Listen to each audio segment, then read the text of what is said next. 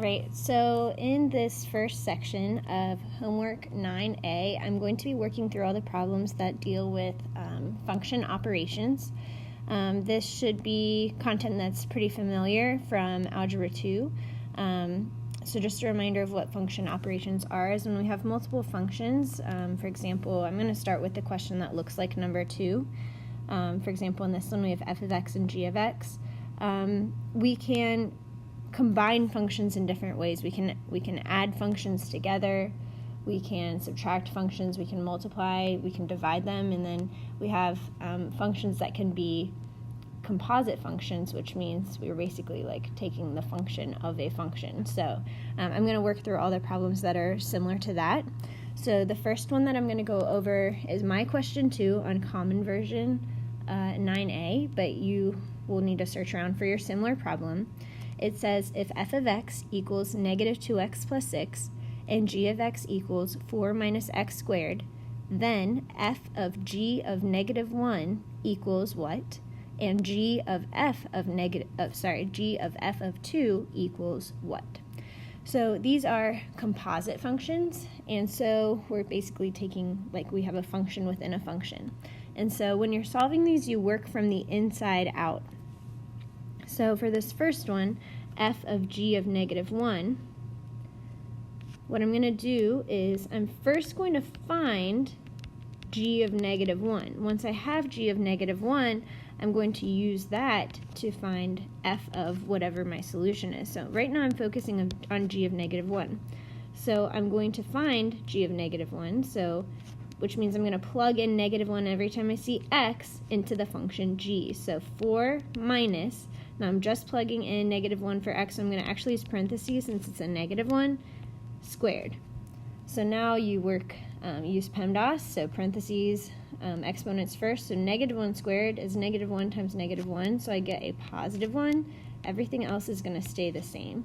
So 4 minus 1, I'm talking about g of negative 1 right here. 4 minus 1 gives me 3. So g of negative 1 is 3. So now I'm going to take this value and I'm going to plug it into the function f. So I'm going to find f of 3. So I'm going to plug in a 3 anytime I see an x in the function f. So I have negative 2 times 3 plus 6. Negative 2 times 3 is negative 6 plus 6, and that equals 0. So my answer here for f of g of negative 1 is 0. So moving on, we're going to find g of f of 2. So we're kind of going the opposite direction this time. So this time I'm going to, when I'm working from the inside out, I'm going to find f of 2 first, and then I'm going to use that to plug into my function g. So f of 2 means I'm going to plug in 2 into the function f wherever I see x. So I have negative 2 times 2 plus 6. Negative 2 times 2 is negative 4 plus 6, and that gives me a 2. So f of 2 is 2. So now I'm going to use that value, I'm going to plug it into the function g. So I have g of 2. So I'm going to plug in a 2 anytime I see an x in the function g. So I have 4 minus 2 squared. Following order of operations, I'm going to square this 2. So I get 4 minus 4, which equals 0 as well. So g of f of 2 also equals 0. And I can plug that in on my web homework website. And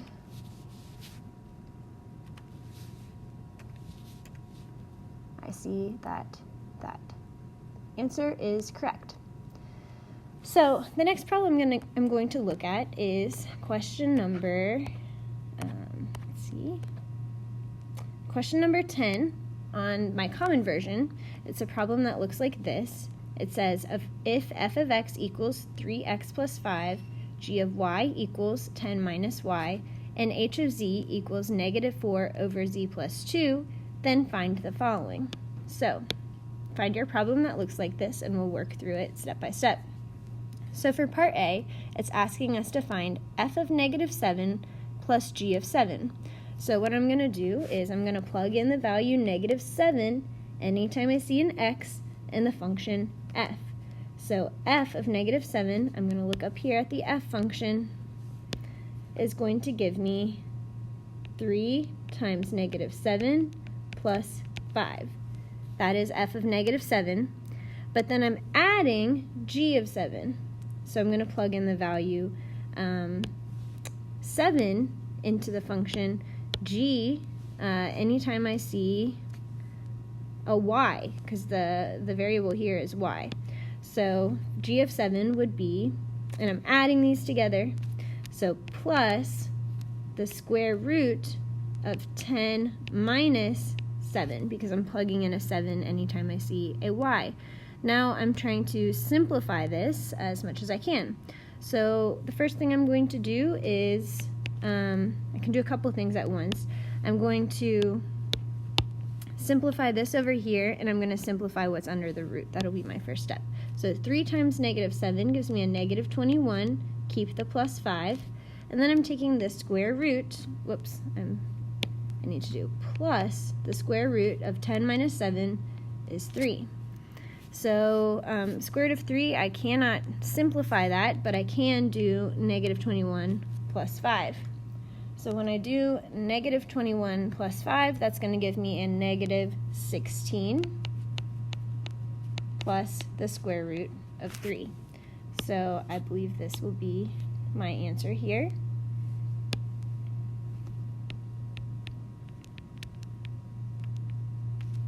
So I'm going to move on to the next one. So for B, I'm looking for g of 6. That means that I'm going to plug in 6 anytime I see a y in the function g. So I have the square root of 10 minus 6, and then I'm multiplying this by h of 2. So I'm going to plug in 2 in the function of h, and I'm going to multiply these together. So the function h of 2 means I'm going to have negative 4 over 2 plus 2. So once again, I'm just going to take this one step at a time. I'm going to simplify what's under the radical here and what's in the denominator here first. So what I get is the square root of 4 times negative 4 divided by 4. So the square root of 4 can actually simplify, so I get the square root of 4 is 2, and then negative 4 divided by 4 is negative 1, so I have 2 times negative 1, which equals negative 2. So that is my final answer here. And then finally, we're going to take a look at C. It says f of negative 5 divided by h of 3. So I'm going to plug in negative 5 to the function f anytime I see an x. So I have 3 times negative 5 plus 5. And sorry, 3 times negative 5, and then there's a plus 5.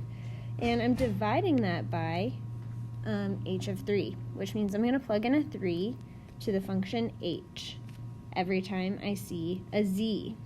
So I'm dividing this by, and this is going to get funky because I'm dividing this by another fraction. So I want to remember that if I'm dividing fractions, I want to do keep, change, flip, meaning I'm going to keep my first function. I'm going to change the sign from division to multiplication, and then I'm going to end up flipping this function h. That way I'm not dividing a fraction by a fraction. So I'm going to end up with the 3 plus 2 on top. That's my denominator when I plug in 3 over negative 4. So I used keep, change, flip, so now I'm actually multiplying these together. So I'm going to go ahead and simplify. 3 times negative 5 is negative 15 plus 5, and I'm multiplying that by 3 plus 2 over negative 4, so 3 plus 2 is 5 over negative 4. That gives me a negative 5 over 4. And then I want to simplify over here. I used grouping symbols because these were two separate things, so I'm going to go ahead and simplify all of this before I start multiplying. So negative 15 plus 5 gives me a negative 10 times negative 5 over 4.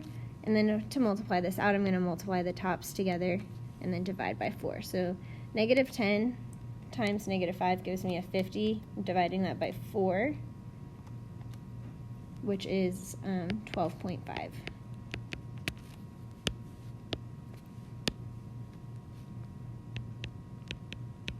So I'm going to plug these in and just verify that they're correct.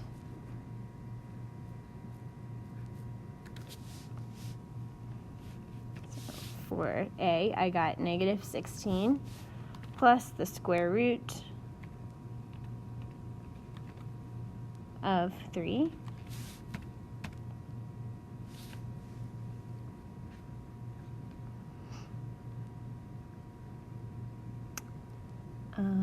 For B, I got negative 2, and for C, I got 12.5. So I'm going to just check those answers real quick. And they are correct. So moving on to the next question that deals with these similar ideas is number 12 on my common version.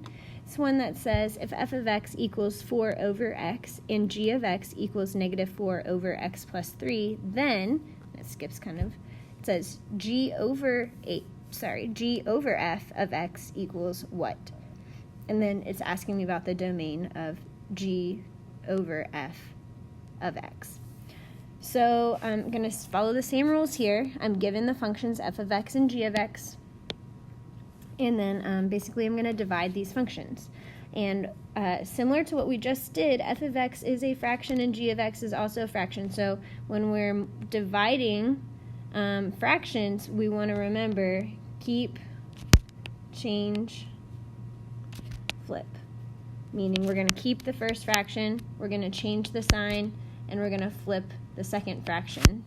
So if I have g over f, so we got to be careful too because we're doing g of x divided by f of x.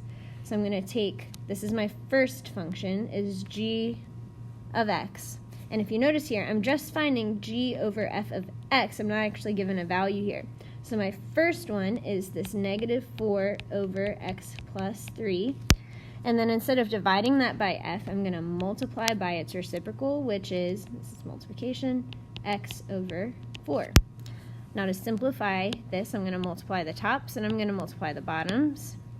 So on top I get negative 4x, and on the bottom I get 4 times x plus 3. Now I'm not going to distribute that out yet because I can actually cancel these 4's, and I end up with negative x over x plus 3. And then these x's can't cancel because we don't have a common factor between all of the terms. This term 3 right here doesn't have an x, so this is as simplified as we can get here. So this would be the value of the function g over f of x. It's negative x divided by x plus 3. Make sure you use parentheses when you're plugging it in on your computer. And then it's asking about the domain. So remember, domain is all of the x values. So it's saying it contains all real numbers except x equals 0 and x equals. So we need to figure out what values of x cannot exist. Now, if we look at this, we have a fraction here. And when we have a fraction, the fraction becomes undefined if the denominator equals 0. So you want to take this denominator and set it not equal to 0 because it's not allowed to equal 0. And when we solve, what we get is x cannot equal negative 3. So it says contains all real numbers except, so x equals 0, it cannot be, and x equals negative 3. So once again, I'm just going to plug this in, verify that it's correct. So for g over f of x, I got negative x divided by parentheses x plus 3. And then for the domain, I found that x cannot equal negative 3.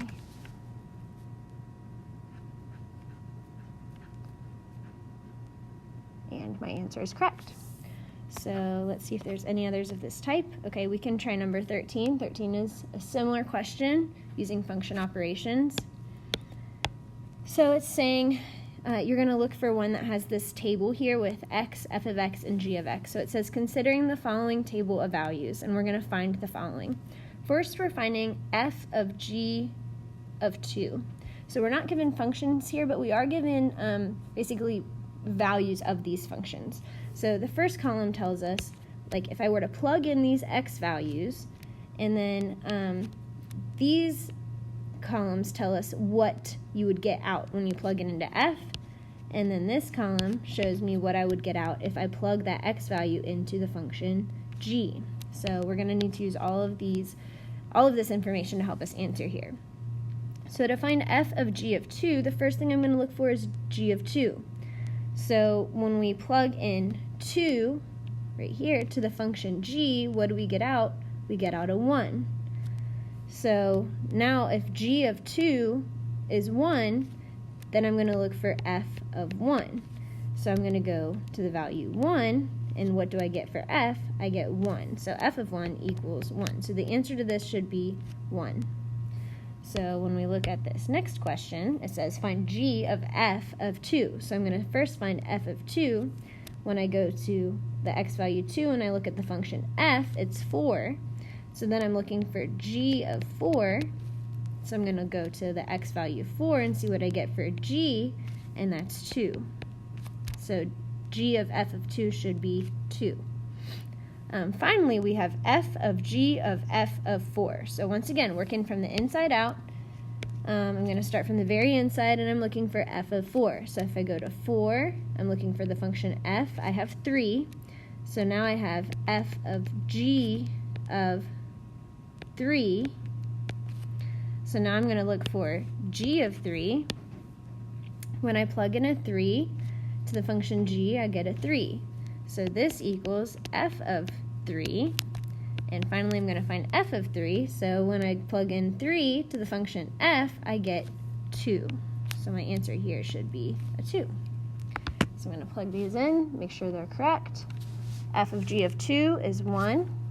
G of f of 2 equals 2. And f of g of f of 4 equals 2.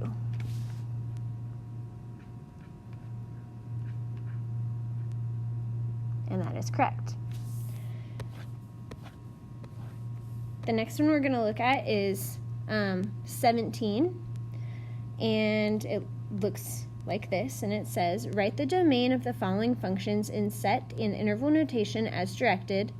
Let not equal to be represented by the equal/equal, and then it's giving us our function values. So it says, if f of x equals 4x plus 6, and g of x equals the square root of 5 minus x, find the following functions and their domains.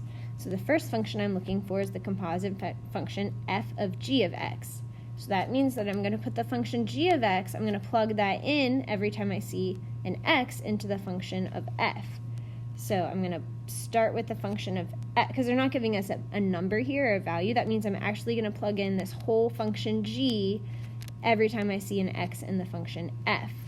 So I'm going to do this is the function f of x. So I'm plugging in, let me see how I can show this. So f of, what is the function g of x? I'll show you this way. This function g is square root of 5 minus x. So when I plug in the square root of 5 minus x for the function f, I get 4 times the square root of 5 minus x plus 6. So I plugged this function in for this x value right here, and everything else stayed the same. Okay, so now we just want to simplify this as much as we can. And actually there's not much I can do because I'm not given a value for x, so 5 minus x square root, I can't figure that out. That means I can't multiply, and then I also can't add. So this is what I'm going to write down here. 4, I would do times the square root of 5 minus x plus 6. And then it's asking me about the domain. So domain is the x values. And when we're looking at square root functions, we know that we cannot have a negative number under the square root. And so what I want to do is take this 5 minus x, and I want to set 5 minus x. This needs to be positive, so it needs to be greater than or equal to 0. So then I go ahead and solve, and I get, I subtract 5, and I get negative x is greater than or equal to negative 5, and then when I divide by negative 1, remember to flip that sign, so I get x is less than or equal to 5. So that is my domain. X can be anything less than or equal to 5. And so I would choose the symbol less than or equal to, and then I would plug in a 5 here. So we're going to look at the next one, which says we're finding the function g of f of x. So this time we're going to plug the function f into g. So I'm going to show my work for that down here. So I'm going to do g of, I'm plugging in the function f of x, which is 4x plus 6, equals, now I'm going to plug in the function g, the square root of 5 minus, but instead of x, I'm plugging in 4x plus 6. And it's important to use parentheses here because I need to distribute that negative all the way through. So now this one I can simplify a little bit. I'm going to go ahead and distribute this negative, so I get the square root of 5 minus 4x minus 6. And then I can combine these like terms 5 and negative 6. So I get the square root of negative 4x minus 1. And I think that's as simple as I can make it. So the function g of f of x is the square root of negative 4x minus 1. And once again, it's asking me for the domain of this function. Domain is all the x values. Once again, we're dealing with a square root. So I want to keep all the values. This has to be positive. So I'm going to set this greater than or equal to 0. So I'm going to add 1 to both sides. Divide by negative 4. I'm dividing by a negative, so I need to flip the sign. I get x is less than or equal to negative 1 over 4. And that is my domain for this second function. So g of f of x, the domain of it is that, and they're missing a little bit of their notation. We should have a squiggle, we should have an x such that x is less than or equal to negative 1 over 4. And finally, I'm going to solve this last one. I'm finding the function f of x. So this is interesting. I'm going to plug the function f into itself. So I'm going to show my work for this one over here. I'll do part C over here. So I'm going to do f of, and I'm going to plug in the function f of x. So 4x plus 6. So f of 4x plus 6 equals 4. Instead of x, I'm going to put 4x plus 6 plus 6. So this is a little funky, but I need to go ahead and distribute that 4 throughout. So 4 times 4x is 16x. 4 times 6 is plus 24 plus 6. I can add these together, and I get 16x plus 30. So that should be my function. F of x is 16x plus 30. And for the domain, which again are the x values of this function, there's not a square root here because we didn't involve the function g, and there's no denominator. So this domain should include all real numbers. So, and then here it's asking for, looks like interval notation rather than set notation. So it looks like we can go from negative infinity to infinity here. So once again, I'm going to plug these in just to check that I did these correctly. So going back to part A, the function f of g of x, I got 4 times the square root of 5 minus x plus 6. And then my domain was x has to be less than or equal to the value 5. For B, g of f of x, I got the square root, and I'm using SQRT, of negative 4x minus 1. And the domain there was x has to be less than or equal to negative 1 over 4. And for the function f of x, I got 16x plus 30. And the domain in interval notation would be negative infinity, comma, infinity. So check this out.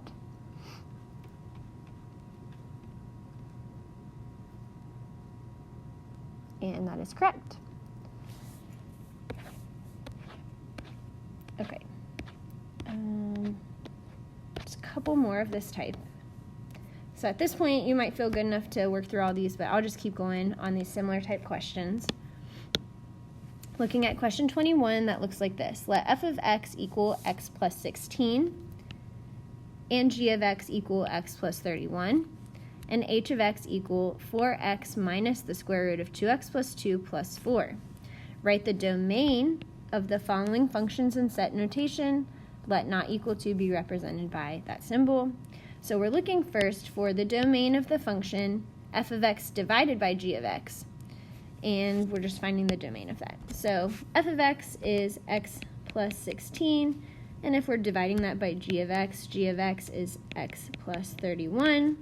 So this is f of x over g of x. And this is a fraction, so we've got to pay attention to the denominator. The denominator cannot be equal to 0, so I'm going to set this not equal to 0, subtract 31 from both sides, and I find that x cannot equal negative 31. So that is my domain. X can be anything it wants to be. You see that set notation here. X can be all real numbers except x cannot be equal to negative 31. And then for part B, it says the domain of the function g of x times h of x is given by, so I need to multiply g of x times h of x. G of x is x plus 31, and I'm multiplying that by 4x minus the square root of 2x plus 2 plus 4. So we could, FOIL this out, but the only issue that I see here is the square root. And we can't have any negatives there, so I'm just going to stop right here and set this to x plus 2 greater than or equal to 0 because it needs to be positive, and I'm going to solve for the x values here. So I get 2x is greater than or equal to negative 2, divide everything by 2, and we find that x has to be greater than or equal to negative 1. So that should work for my domain here. They already have some of it for me. So x such that x has to be, fill this in, greater than or equal to negative 1. So once again, let me plug this in real quick, make sure that it takes my answer. So for part A, x cannot equal negative 31, and for part B, x must be greater than or equal to negative 1.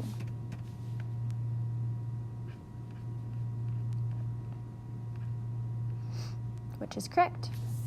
Okay, we're going to move down to number 24, and this will be the last one we do of this specific type. So number 24 says, if f of x equals negative 7x squared plus 6 and g of x equals 4 minus 4x, then use composition to find the following. So first I'm finding f of g of x. So working from the inside out, that means I'm going to plug the function g into the function f. So f of g of x, I'm going to actually plug in g of x right now. G of x is 4 minus 4x. So I'm going to plug that in every time I see an x in the function f. So I have negative 7 times 4 minus 4x squared, don't forget that, plus 6. So now I'm just going to, you know what? I'm going to see if the computer takes it just like this without me doing all this multiplication. So before I do a bunch of work, let's just see if it'll take negative 7 asterisk, I'm going to use parentheses here, 4 minus 4x, caret squared plus 6.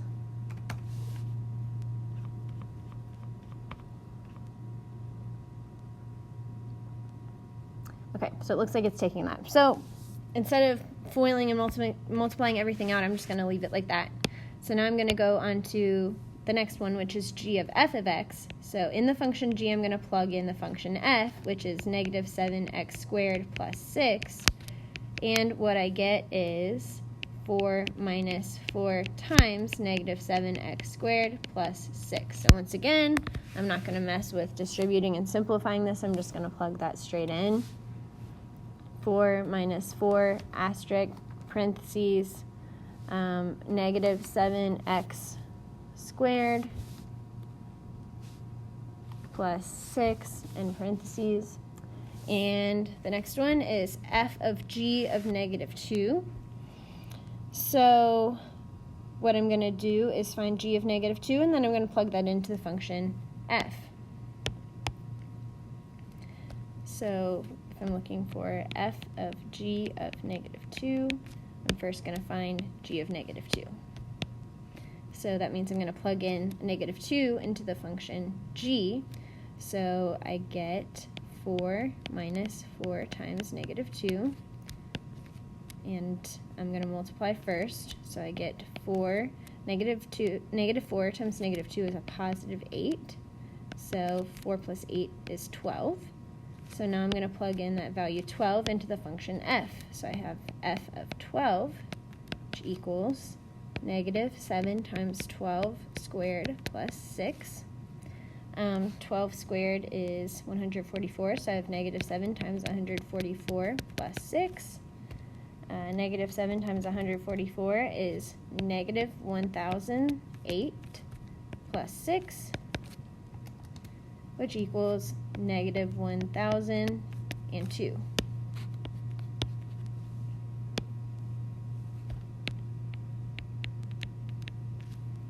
And finally, I'm going to find g of f of negative 4. So g of f of negative 4, that means first I'm going to find f of negative 4 by plugging negative 4 in for x in the function of f. So I have negative 7 times negative 4 squared plus 6. I'm going to square the negative 4 first, so I get negative 7 times a positive 16 plus 6. Negative 7 times 16 is negative 112. Plus 6 is negative 106. So that is f of negative 4. So to find g of f of negative 4, I'm now going to plug in negative 106 to the function g. So I get 4 minus 4 times negative 106. I'm going to multiply first. I get positive 424, so I have 4 plus 424, which equals 428.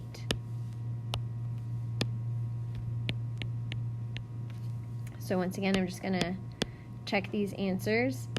Here's my answer for f of g of x, and here's my answer for g of f of x. So let's plug these in. This is the last one of this type.